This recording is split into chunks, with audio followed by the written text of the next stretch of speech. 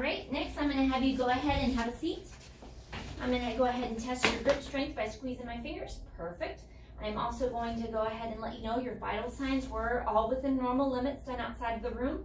Your height is 6'2", your weight is 191, your BMI, your body mass index is 24.5, which is within normal limits. Okay. We also tested your eye vision using the Snellen chart, and you were 20/20 in both your left and right eyes. Okay. All right, I'm going to go ahead and have you lay down. Okay.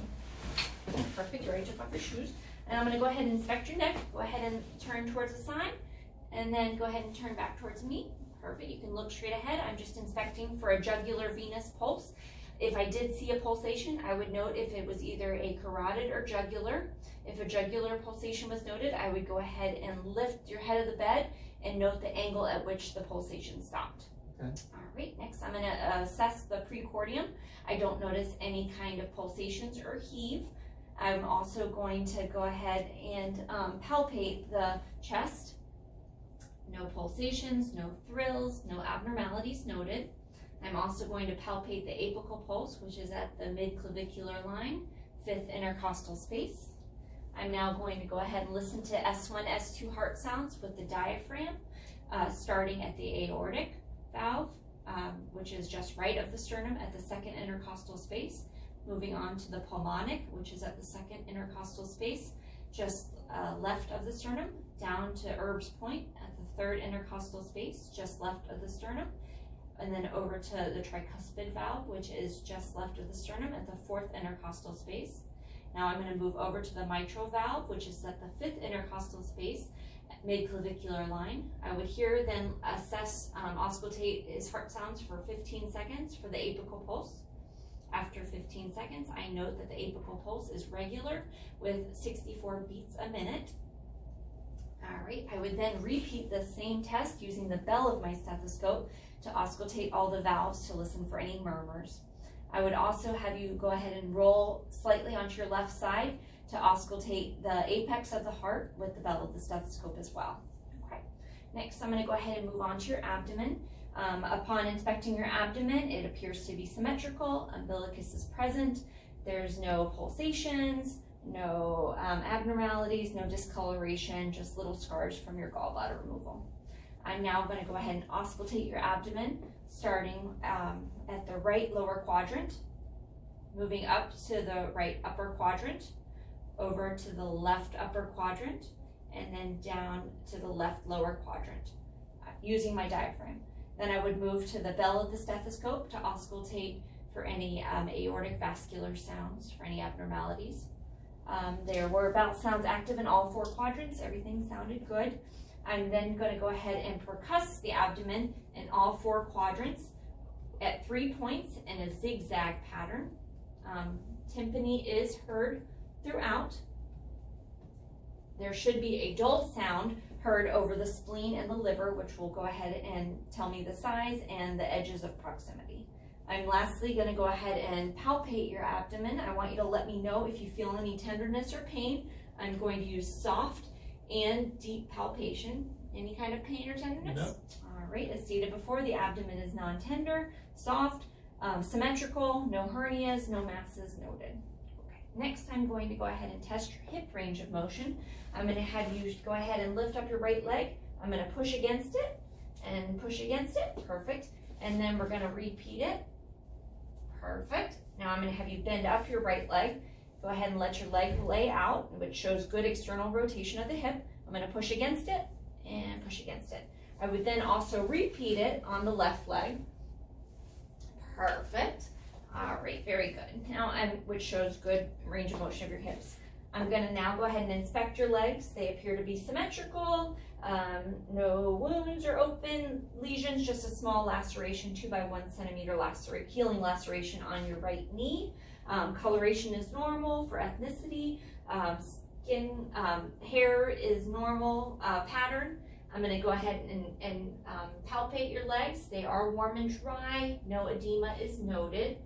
I'm also going to go ahead and move down to palpate your popliteal pulses, which are 2+ bilaterally, and moving down to the posterior tibial pulses, which are also 2+ bilaterally, and then last, the dorsalis pedis pulses, which are also very good, 2+ bilaterally. While I'm down here, I'm gonna go ahead and inspect the feet. Note, I don't note any lesions. I'm gonna separate your toes, check out the capillary refill, which is less than 2 seconds. No open wounds or anything noted. And then while I'm down here, I'm gonna test the dorsiflexion, which is I'm gonna have you go ahead and bend your toes up towards your shins. Now, plantar flexion, bend them down to your feet, perfect. I'm gonna test your strength against resistance, up and down, perfect. I'm gonna test inversion, where I'm gonna have you go ahead and move your feet in, and go ahead for eversion, move your feet out, very good. I'll also test the strength against resistance, and that one. And then I'm gonna have you curl your toes and go ahead and open them up. Perfect. I'm next gonna test the Babinski reflex. I'm gonna go ahead and feel down, which is a negative result, which is normal for an adult. Alrighty, perfect. I'm next going to go ahead and move on to the next step, which I'm going to take your right heel and I'm gonna have it run down your shin, or that way, and down, and go ahead and repeat it on the left side. Perfect. And back up. Oh, back up. Oh, okay. And then that is showing cerebellar function, which is intact for you. I'm now going to have you go ahead and sit up on the side of the bed. And don't close, slow, take your time. Dizziness or anything? Nope. I'm going to test the range of motion of your knees. I'm going to have you put your right knee out straight. I'm going to push down. I want you to resist me and resist. Perfect. And do the same on this leg. And perfect. Any pain or discomfort? No. Very good. Next, I'm going to go ahead and test your deep tendon reflex. I'm going to have you go ahead and I'm just going to tap it with my stethoscope. You might feel a little jolt. Perfect. All right, the deep tendon reflexes are intact. I'm next going to go ahead and have you close your eyes for this next motion. I'm going to go ahead and touch different parts of your body with my cotton ball. So go ahead and close those eyes now. Forehead, forearm. Which side? Left, right, shin, right hand. Perfect. All right. For the next motion, I would test sharp and dull pain. I would do the same thing with your eyes closed. I would use a Q-tip, the dull end, which would be the soft side, and the sharp end, which would be the sharp edge, obviously. I did do this test, and it was normal. All right. Now, keeping those eyes closed, I'm going to test for stereognosis. I'm going to have you open up your hand, and I'm going to have you identify what object I placed in your hand. It's a coin. Perfect.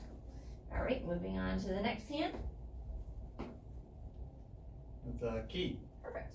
I'm then going to go ahead and test position sense. So keeping those eyes shut, I'm going to grab your middle finger on your left hand, and I'm going to move it in a certain position. I want you to let me know which way I'm moving it. Up, up, down, down, up.